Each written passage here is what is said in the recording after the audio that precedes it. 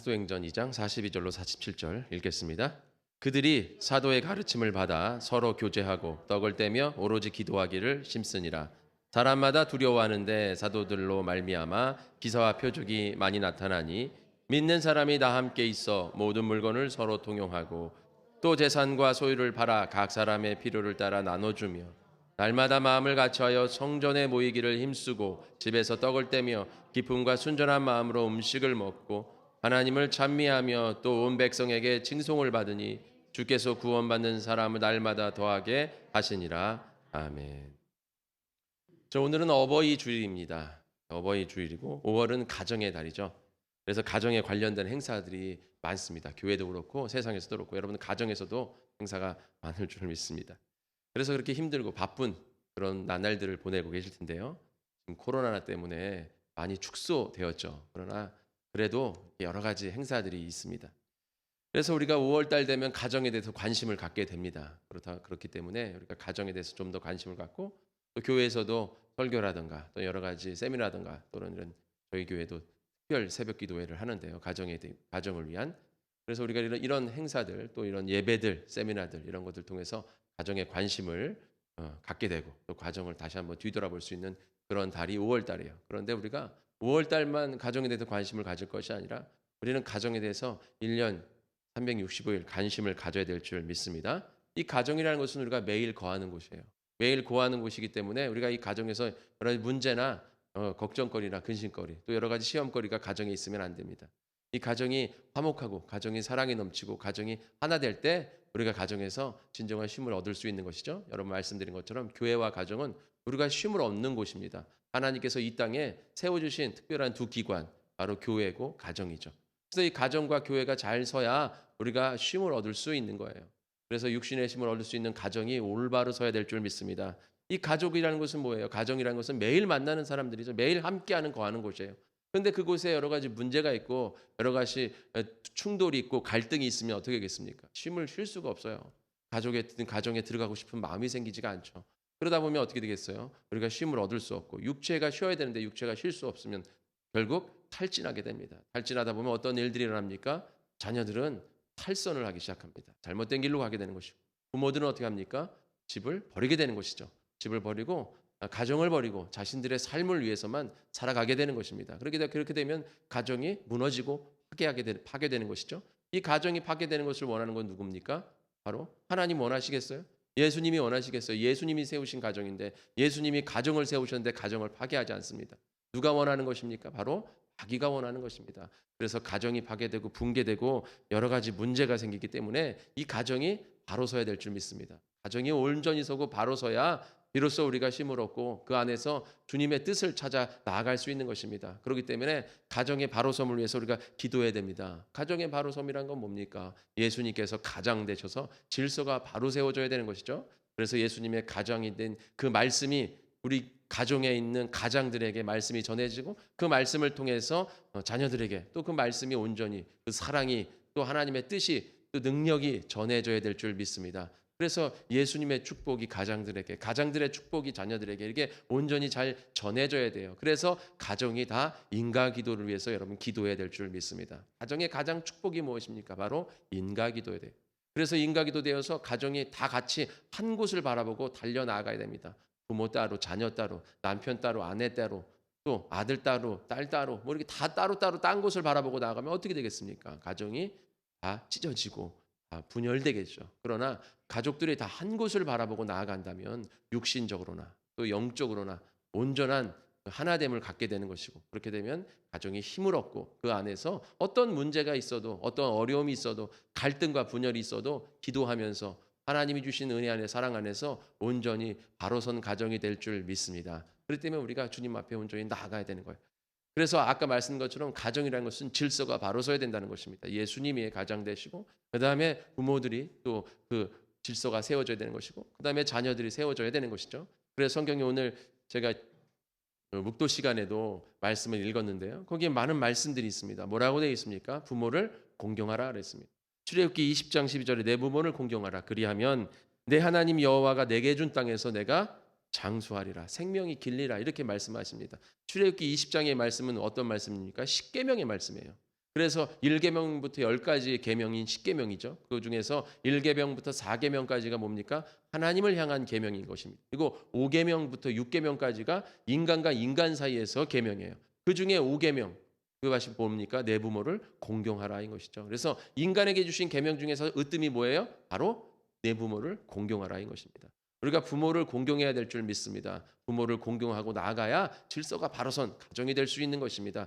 제가 에레모스에서 말씀드린 것처럼 순서를 말하는 것이 아니라 질서를 말하는 거예요. 그래서 우리가 누가 먼저고 누가 나중이냐 이런 걸 따지자는 것이 아니라 질서가 세워져야 된다는 것입니다. 질서가 무질서지면 어떻게 되겠어요? 혼란이 옵니다. 그러나 질서를 세우면 그곳에서 뭐든지 일사불란하게 온전한 그런 아름다운 모습이 나타날 줄 믿습니다. 그래서 우리가 질서를 바로 세워야 되는 것이죠. 그 말씀을 좀 더 확대하면 에베소서 6장 1절부터 3절의 말씀을 볼 수가 있는 것입니다. 출애굽기 20장 12절을 확대한 말씀이 자녀들아 주 안에서 너희 부모에게 순종하라. 이것이 옳으니라 그랬습니다. 자, 자녀들은 주 안에서 하나님 안에서 순종하라는 것이죠. 무조건 공경하라는 것이 아니에요. 만약에 부모가 야 너 교회 가지 마. 예수님 믿지 마. 왜 이렇게 교회 다니고 예수님 믿어서 네가 교회 다녀서 가정을 이렇게 불란하게 만드냐? 가정 불란하지 않기 위해서 교회 가지 마라. 하나님이 부모를 공경하라 그랬는데 그럼 어떻게 되나? 부모를 공경하는 게 인간에서 가장 중요한 거니까 부모를 공경해서 교회 가지 말아야겠구나 이렇게 생각하는 사람들이 있어요. 우리 그리스도 안에 교회 안에서도 이렇게 생각하는 사람들이 있습니다. 말씀드린 대로 인간과 인간 사이에서 첫 계명이 부모를 공경하라는 것이지 그 앞에 1계명부터 4계명이 뭐예요? 하나님을 어떻게 해요? 섬기는 거예요. 하나님 앞에 예배드리고 하나님을 높이고 하나님을 믿는 것이 먼저인 것입니다. 그래서 오늘 에베소서에서 뭐라고 그랬습니까? 자녀들아 주 안에서 공경하라 이렇게 되어 있는 것이죠. 그래서 주 안에서 부모를 공경해야 될 줄 믿습니다. 부모를 공경하는 거 아까 말씀드린 주 안에서 주님 믿게 하는 거예요. 예수님 믿게 하는 거. 우리가 같이 교회 다니고 예수님을 믿고 같이 하나님 안에서 구원받는 것. 이것이 바로 공경하는 것 첫 계명인 줄 믿습니다.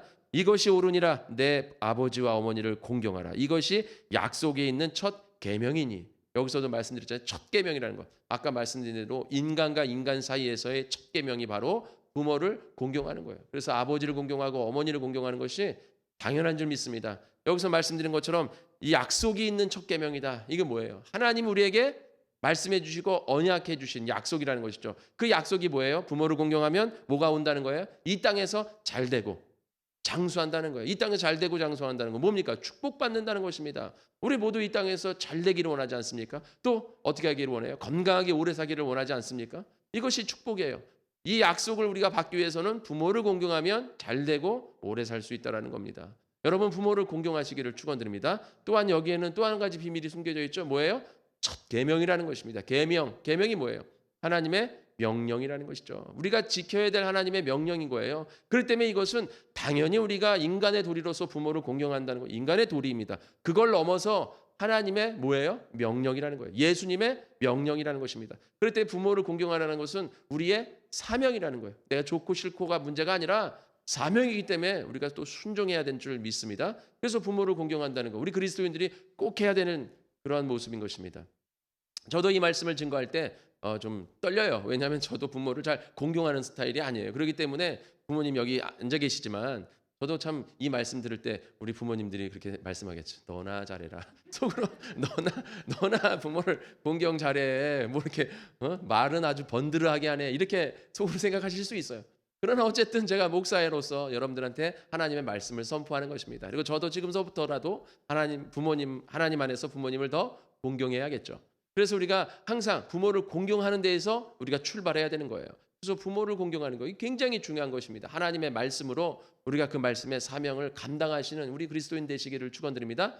요즘 어떻습니까? 내가 기분이 좋으면 내가 합당하면 부모를 공경하고 내가 합당하지 않거나 내가 기분이 나쁘면 부모를 공경하지 않는 그러한 문화가 지금 여기에 우리 지금 이 현대의 문화예요. 그래서 그게 뭐예요? 기브 앤 테이크죠. 내가 주고 받는 이런 문화예요. 기브 앤 테이크 문화. 그렇기 때문에 우리가 가족 안에서도 이런 문화가 발달되죠. 뭔가 주어야 뭔가 받을 수 있다는 거예요.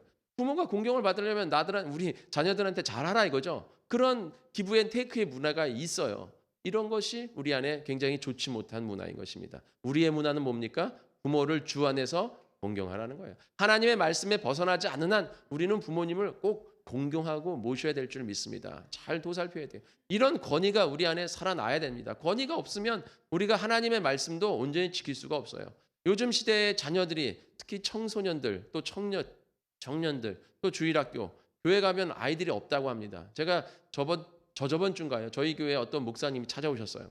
이제 그 목사님이 우리 지금 이제 개척하셔서 이제 4년째 이제 목회를 하고 계신데요. 안양에서. 그러다가 이제 우리 여기로 왔다 갔다 하시다가 이 교회 이 건물을 보시고 너무 건물이 마음에 들어서 이게 이제 그분의 꿈이래요. 이 교회가 이런 모습이. 그런데 야 이런 교회를 치면 좋겠다고선 보았는데 교회 팻말이 있는 걸 보면서 누군가 벌써 이렇게 했구나 하면서 이제 인터폰을 누르셨더라고요. 그래서 이제 대화를 했어요.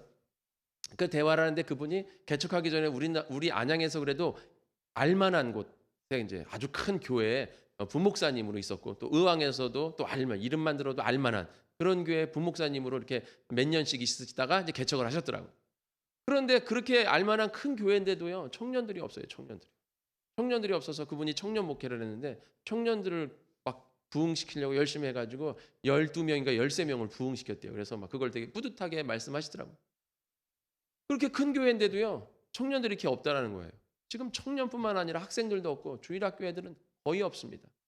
지금 코로나라 그래서 더 그렇죠. 왜냐하면 코로나기 때문에 교회 가면 마치 뭐 코로나가 걸릴 것 같은 온상처럼 주범인 것처럼 지금 매스컴에서 난리 쳐가지고 자녀들이 부모들이 아이들이 교회를 나오질 않습니다. 보내지를 않아요.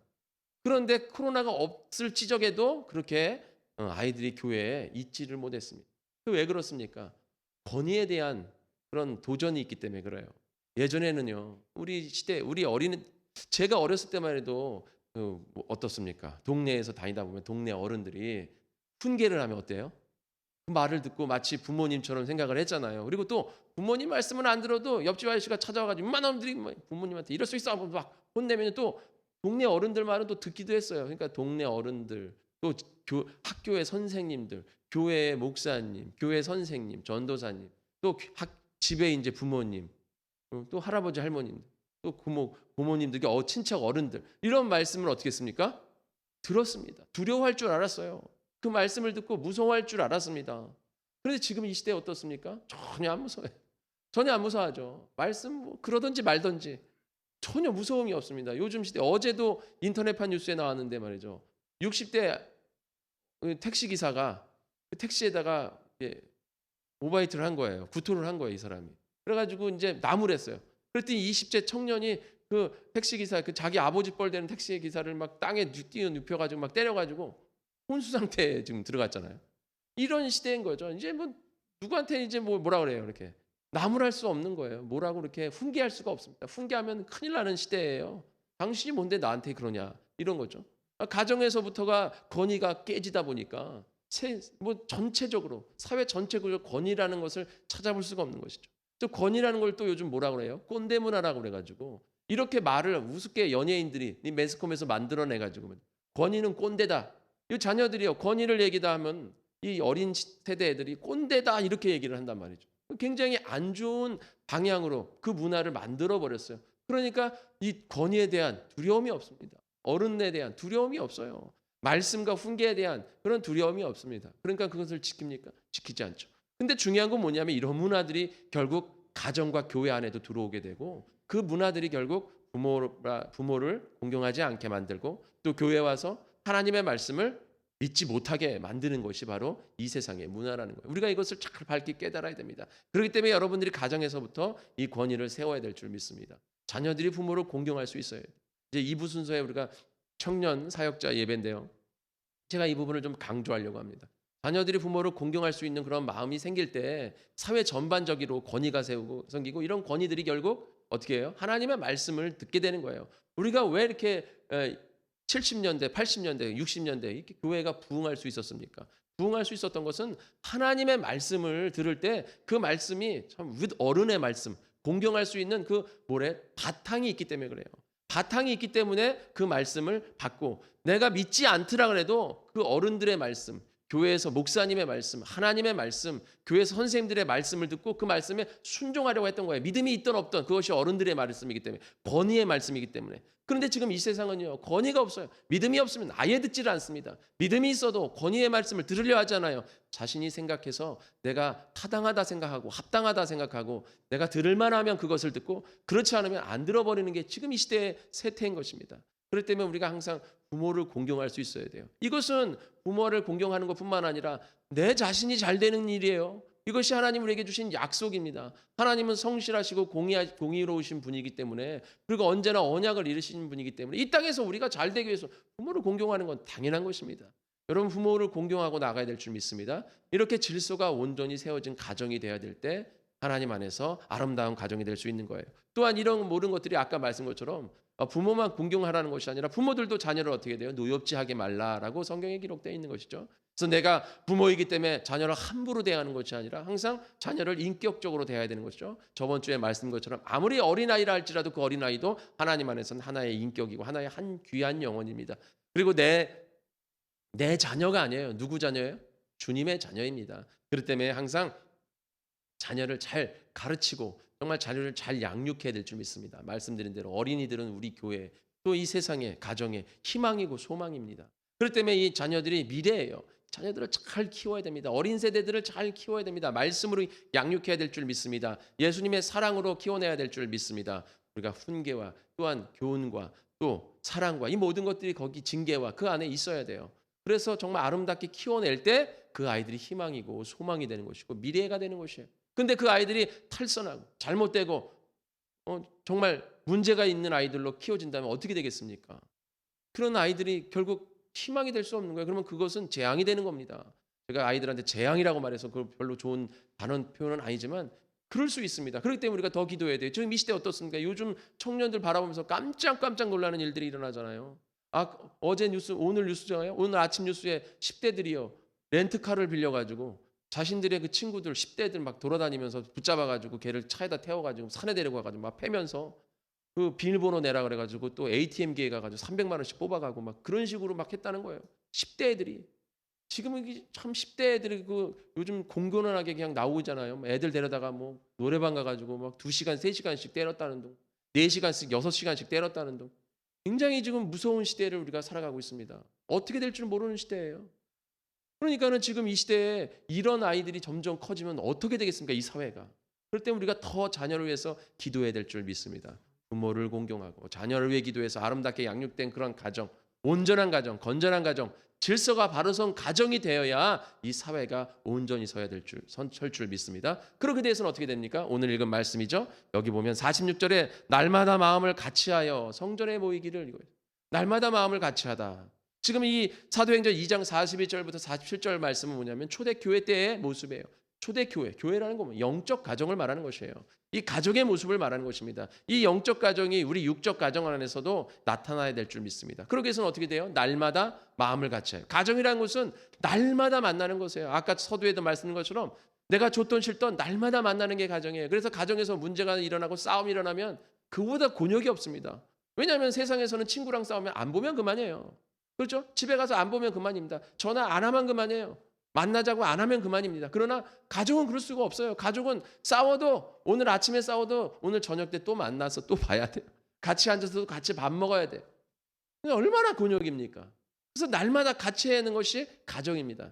그래서 날마다 마음을 같이 할 수 있는 그러한 가정이 될 때 그 가정에서 사랑이 딱 화목하고 온전한 건전한 하나님이 원하시는 가정이 될 줄 믿습니다. 여기서 날마다 마음을 같이하여라는 단어는 헬라어로 호모디마돈이라는 단어예요. 호모디마돈이라는 것은 합성어인데요. 호모라는 함께하다 하는 호모라는 단어와 생활 속에서 일어나는 감정에 대한 디마스라는 단어가 합쳐져 가지고 호모디마돈이 되는 거예요. 그러니까는 그 생활 속에 일어나는 그 감정을 함께하는 거예요. 그게 날마다 마음을 같이하여라는 뜻이에요. 근데 생활 속에 일어나는 감정이라는 것이 뭡니까? 여러분, 이 생활 속에 일어나는 감정이라는 것은 아까 서두에도 좀 아까 말씀드린 것처럼 친구들과의 또 이 세상의 어떤 동호회와 또 이 세상의 어떤 계모임, 이 세상의 친교 모임 이런 여러 가지 모임들이 있잖아요. 그런 모임들은 여러분들한테 언젠가 말씀드린 것처럼 마음을 같이 하고 뭔가 공유되는 사람들끼리 모이는 거예요. 그렇죠? 등산을 좋아하는 사람들끼리 모이는 것이고 낚시를 좋아하는 사람들끼리 모이는 것이고 뭐 사진을 좋아하는 사람들끼리 모이고 운동을 좋아하는 사람들끼리 모이고 또 공부를 좋아하는 사람들끼리 모이고 또 돈을 벌려고 하는 사람들끼리 모이고 뭐 이렇게 그런 모임들이 있습니다. 그래서 취미 모임, 경제 모임, 스터디 모임 이런 모임들이 있어요.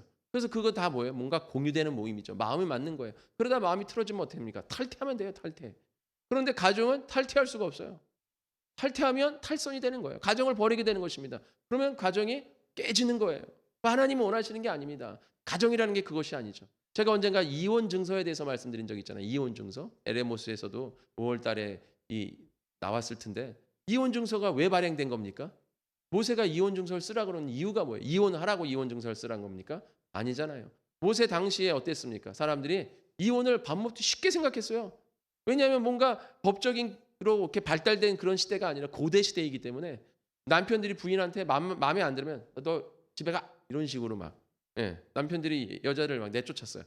그리고 집에 가라 그러고 이혼했다 그러고 너랑 이제 끝이야 이러고선 내쫓았다고요. 마치 친구 사이에 애인 사이에 헤어졌다 만났다 헤어졌다 만났다 하는 것처럼 그런 분위기였어요. 그런 분위기. 그러다 또 다시 마음이 풀리면 다시 데리고 오고 또 부인도 마음이 풀리면 다시 오고 이혼했다 합쳤다 이혼했다 합쳤다 이게 굉장히 쉬웠단 말이죠. 그래서 모세가 보기 좋지 않다. 이것은 하나님 원하시는 가정이 아니다. 그래서 이혼 증서를 써라. 정말 이혼할 거면 이혼 증서를 쓰고 이혼 증서를 쓰면 다시는 합칠 수가 없다라는 거예요. 하나님 안에서 이혼했기 때문에 합칠 수가 없다라는 거죠. 그러니까 이혼을 하려면 생각하고 심사숙고해서 이혼을 해야 된다는 거예요. 그래서 이혼 증서가 만들어진 겁니다. 근데 가족이라는 것은 누군가 그냥 떠나가면 그 가정은 깨지게 돼 있는 거예요. 탈선하면 깨지는 겁니다. 가정을 버리면 깨지는 거예요. 요즘 뭐 부모 세대들도 맞아. 요즘 부모 세대들도 그러잖아요. 내 삶을 찾아야 된다. 내 삶을 찾아야 된다. 이제 특히 이제 어머니들 그러잖아요. 자식들 다 키워놓고 잘 키우고 이제 다 키워놓고 이제 다 시집 장가 보내고 집에 앉아 있으니까 막 허무해. 내가 뭐하러 내 한평생 뭐 했나? 이게 뭔가 허무하다. 내 삶을 찾아야 된다. 그래가지고 막 내 삶을 찾아야 된다. 그래서 젊은 세대들도 말이죠. 이제는 자녀를 키우기보다는 내 삶을 찾아야 된다. 그래서 엄마로 불리기보다는 아내로 불리기보다는 내 이름으로 불려야 된다. 이런 얘기예요. 정말 어리석은 얘기입니다. 어리석은. 이 세상에서 가장 복되고 가장 귀하고 가장 열매 맺는 사역이 뭡니까? 그게 뭐예요? 돈 많이 버는 거? 이 세상에 내 이름 날리는 거? 뭐 권세를 갖는 거? 권력을 갖는 거? 뭐가 돈 많이 벌어서 내가 뭐 좋은 데 곳에 취직해가지고 뭐 떵떵거리는 거? SNS에 뭐 옷 잘 입고 좋은 거 사고 좋은 직장에 가 좋은 거 먹고 사진 찍어서 올리는 거? 이런 게 내 흔적을 남기는 거고 족적을 남기는 거고 이게 내 삶에서 가장 복되고 알찬 삶입니까? 이렇게 살면은 허무하지 않을 것 같아요? 이 세상에서 가장 이 세상 사람들이 가장 최고로 여기는 게 뭐예요? 내 자녀를 온전히 키우는 게 하나님 안에서나 또 이 세상에서나 가장 복된 일인 줄 믿으시기를 축원드립니다. 요즘 시대에 참 사람들이 이상한 언론들이 매체들이 말이죠. 지금 왜 그래요? 마귀가 잡기 때문에 마귀가 가정을 깨트리려고 어떻게 해서든지 가정을 붕괴시키려고 하는 거예요. 네 삶을 찾으라는 거죠. 남자들도 마찬가지, 여자들도 마찬가지. 네 삶을 찾으라는 거예요. 뭐하러 가정에 이렇게 충실하냐 이거예요. 네가 뭐 하려고? 너도 이 세상에 태어나서 네 이름 하나 석자 좀 날려야 되지 않냐? 이런 말을 주는 거예요. 그러나 하나님 말씀하십니다. 창조의 원리예요. 아내를 만든 이유, 남편을 만든 이유 뭐예요? 한 몸을 이루기 위한 것입니다. 부모를 떠나 한 몸을 이루라. 이게 창조에서 하나님이 인간을 창조해서 제일 먼저 주신 것이 가정입니다. 그리고 그 안에서 복되게 자녀를 출산해서 자녀를 온전히 세우는 거. 정말 주님 앞에 한 영혼을 귀히 주님 앞에 세우는 거. 이거보다 복된 일들이 어디 있습니까? 여러분 자녀들 결혼시키고 집안에 혼자 앉아 계실 때 허무하다는 느끼는 거 마귀가 주는 겁니다. 허무하지 마시기를 바랍니다. 가장 귀한 사역을 하신 거예요. 그리고 이제는 자녀를 잘 키웠으니까 이제 뭐 해야 돼요? 이제 한 영혼들을 이제 전도해야죠. 전도를 위해서 기도하세요. 허무할 시간이 어디 있습니까? 기도하고 찬양하고 예배드려야지. 지금 허무하가 앉아가지고 아이고 허무하다, 공허하다. 그럴 시간이 어디 있어요 지금? 때가 가까웠습니다. 언제 하나님 앞에 갈 줄 몰라요. 우리가 가정을 바로 세우는데 더 분주히 기도해야 되고 더 자녀들을 위해서 기도하고 남편을 위해서 나를 위해서 기도하고 아내를 위해서 기도하고 부모를 위해서 기도하고 또 나아가 한 영혼을 구원하기 위해서 이제 우리 교회 아까 이창경 집사님께서 기도처럼 전도를 시작했습니다. 전도를 시작했어요. 이제 전도를 위해서 여러분 대상자들 있잖아요. 영혼의 자녀들입니다. 태의 열매들이에요. 영혼의 태의 열매들입니다. 전도 대상자 써서 냈잖아요. 그럼 전도 대상자를 놓고 기도해야죠. 지금 뭐가 공허하고 뭐가 허무합니까? 이 세상에서 가장 귀한 일들을 했다고 여러분 자부하시기를 바랍니다. 내가 부모님들은 자녀들을 키웠다는 거, 자녀를 낳아서 키웠다는 거 이게 정말 아름다운 모습. 이게 가장 귀한 것이에요. 이게 가장 못된 겁니다. 하늘에서 여러분들의 이름이 빛날 줄 믿습니다. 이 세상에서 빛내봐야 뭐합니까? 이 세상에서 내 이름 찾아봐 뭐예요? 하늘에 빛나야. 여러분 그렇기 때문에 언제나 주님 안에서 온전히 서야 될 줄 믿습니다. 이렇게 가정이 하나 돼야 돼요. 말씀드린 대로 이 자꾸 딴 길로 쐈는데요. 마음이 하나 된다는 거, 가정에서 마음이 한 된다는 거, 아까 친교에 대한 얘기를 했는데요. 이 세상의 모임은요, 좋은 감정일 때 하나 될 수 있어요. 너랑 나랑 마음이 맞을 때, 뭔가 마음이 맞네. 야, 너 나 친구하자. 너랑 나랑 마음이 맞는 것 같아. 그러죠? 그래 친구예요. 근데 마음이 안 맞아요. 그럼 헤어지면 돼요. 안 만나면 돼요. 한동안 안 만나면 된다. 그런데 아까 말씀드린 것처럼 자녀, 가족은 그러지 못합니다. 이 생활 속의 감정이라는 것은 뭐냐면 좋은 감정이든 나쁜 감정이든 싸운 감정이든 기쁜 감정이든 즐거운 감정이든 모두를 다 어떻게 된대요? 함께 해야 된다는 거예요. 함께 해야 된다. 그럴 때 하나 될 수 있다는 것입니다. 이게 생활 속의 감정이 디마돈이라는 거, 디마스라는 거. 이 디마스라는 것은 좋은 감정만 공유하라는 게 아니라 어떤 감정도 다 함께 할 수 있어야 된다는 거예요. 다 위로하고 감싸할 수 있는 것이 바로 가정임을 믿습니다.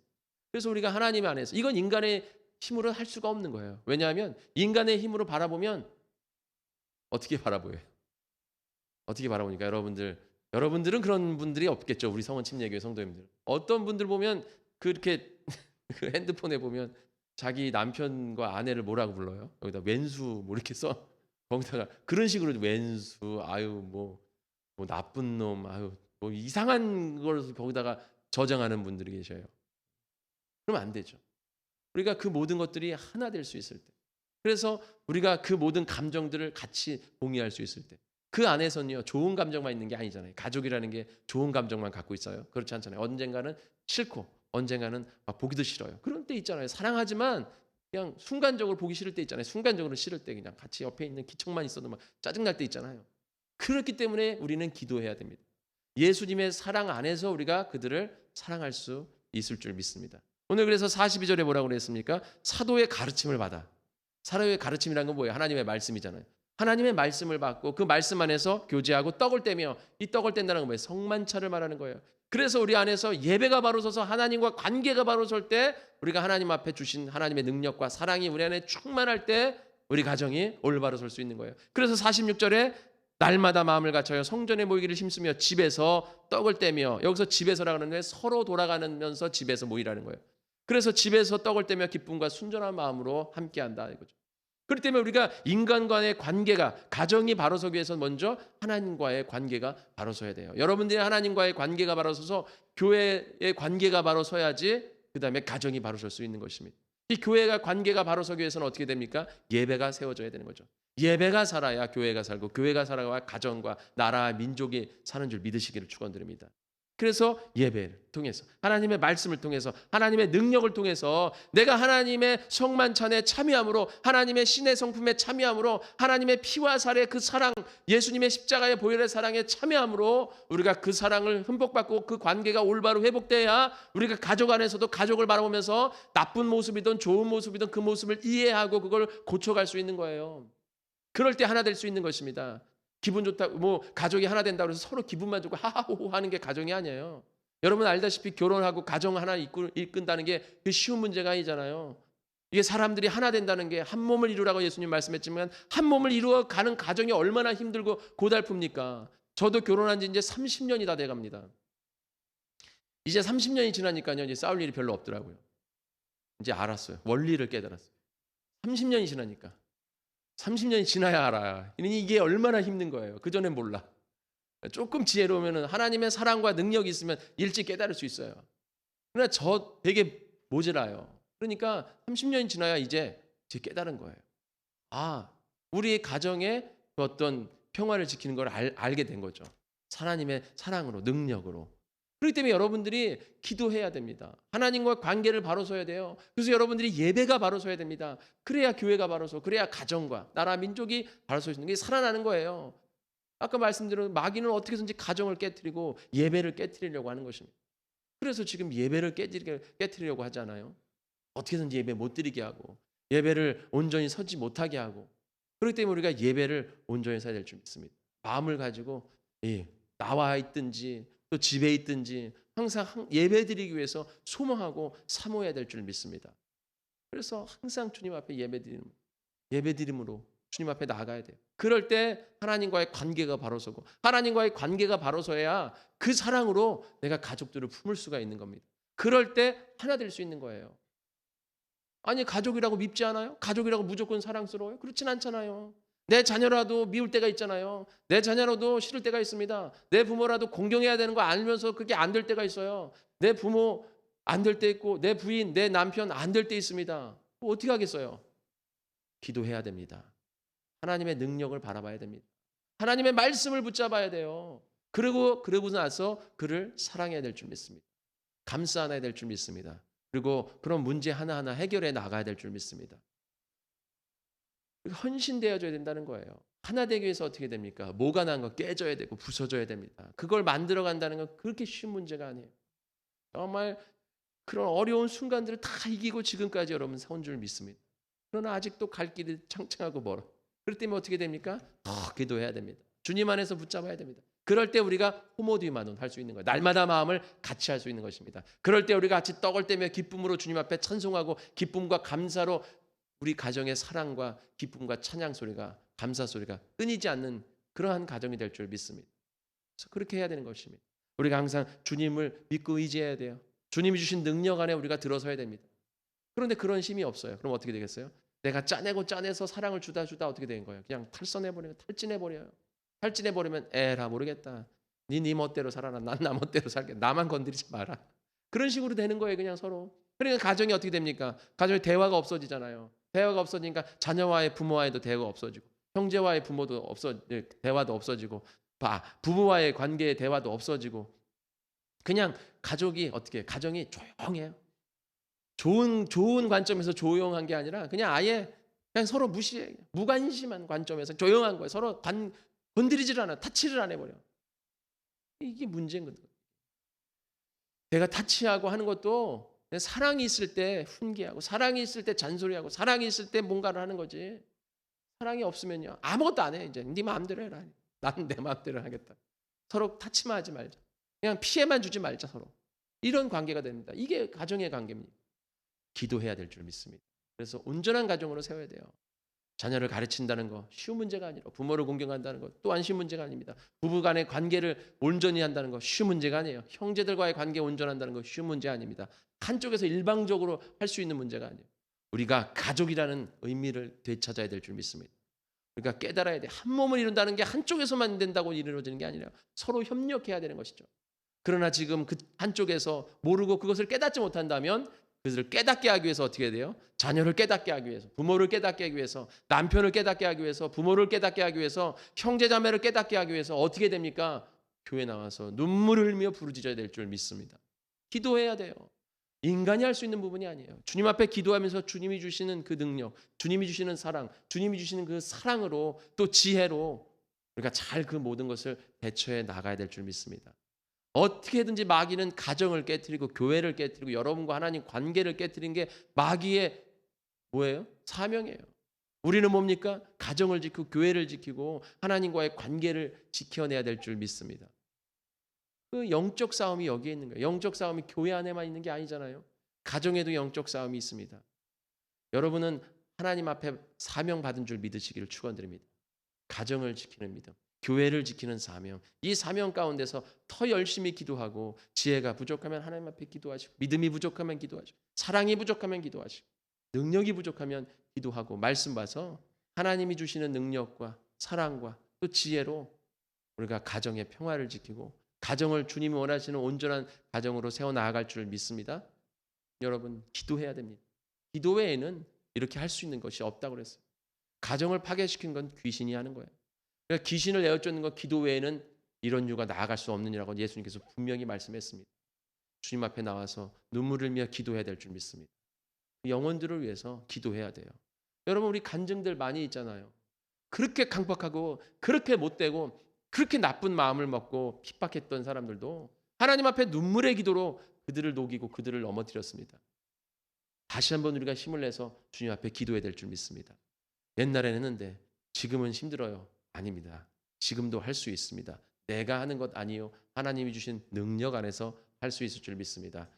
아유, 언제 또 저 인간을 또 언제 죄를 또 언제 저 사람을 인간 만드나 그렇게 생각하지 마시고 그냥 포기하지 마시고 항상 주님 앞에 맡기시고 기도하셔서 우리가 주님 안에서 날마다 마음을 같이 하나 돼서 하나님이 원하시는 질서가 바로 세우신 하나님이 세우신 올바른 가정 되시기를 우리 복된 성은교회 성도님들을 위해서 축원드립니다. 다 같이 기도하겠습니다. 하나님 감사합니다. 저희도 이 시간 나와서 같이 은혜 나눴습니다. 주여 붙잡아 주시고 우리가 언제나 주님 안에서 하나님이 세우신 가정을 위해서 기도할 수 있는 저희 되게 하여 주시옵소서. 예수님이 가장 되셔서 질서가 바로 선 가정 되게 하여 주시옵시며 그리스도의 가정으로서 사랑과 은혜와 말씀과 기도가 찬양이 끊임없이 넘치는 올바른 가정 되게 하여 주시옵소서. 한 영혼을 세우는 가정 되게 하여 주시옵소서. 모든 말씀 예수님의 이름으로 기도드렸습니다. 아멘.